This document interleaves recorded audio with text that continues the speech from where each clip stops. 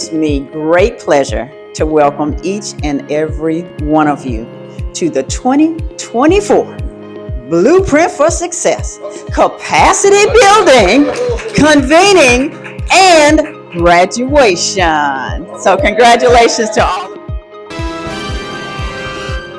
And that basically is the reason why we are all here, to serve our communities and to serve our communities better. This is a look at the NJTL chapters in the Southern section. We have 64 total chapters, which I think is a huge number. If you look at countrywide, there are about 250 chapters. So very impactful, the work that our chapters do. I was one of the original consultants on the Blueprint. I was in your shoes. I spent 23 years as executive director of the East Palo Alto Tennis and Tutoring program out in California. So I felt your pain. I've been there when it was a $30,000 operating budget, and I left when it was a $1.8 million operating budget. So I've seen what that journey is, and I've seen how to build it from the grassroots. It took a long time to get there. And you're not alone. You think sometimes I'm the only person doing this stuff in my town and no one knows or cares. Everyone in this room cares. Everyone on our team cares. And we want you to be the absolute best you can be for the kids you serve.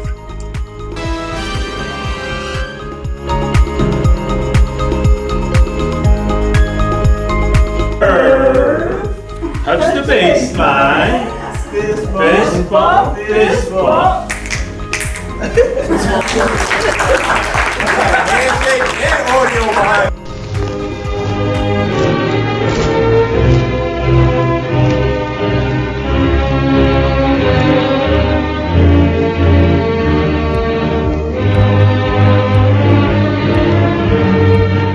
But I think the one thing that stood out to me was really to focus on being a leader. I think the first kind of issue that we took to Jean Marie and Tim, I was scared they were going to be like, give us our money back, like right now. You know, as honest as you are is as much help as they can give you.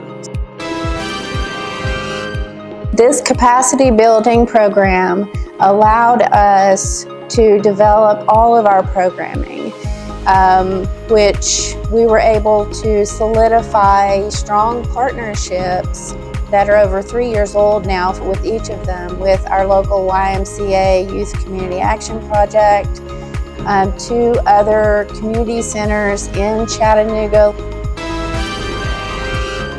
One of the things that I was encouraged about with the Blueprint was trying to get us to understand how to use the grants and what the grants was available to do, and make sure that we treat the money fair and be able to explain how and why we use the money, in which direction. And QuickBooks that they introduced us to through Blueprint was a great way to help our organization to be structured in terms of being able to give better reports in terms of our finances.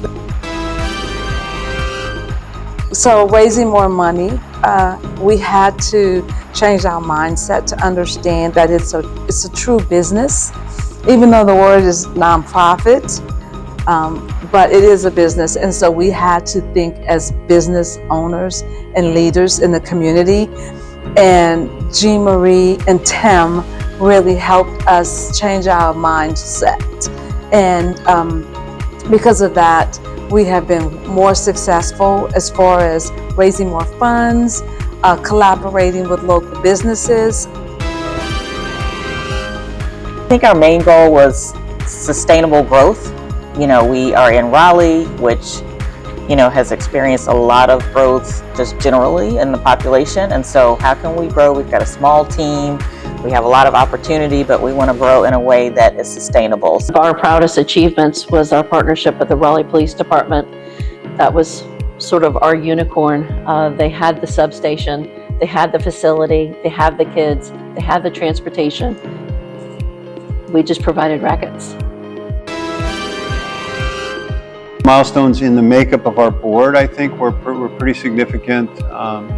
And committees. We found that we really had to start to spread the organization a little bit. Our organization was too much like this, too dependent on too few individuals.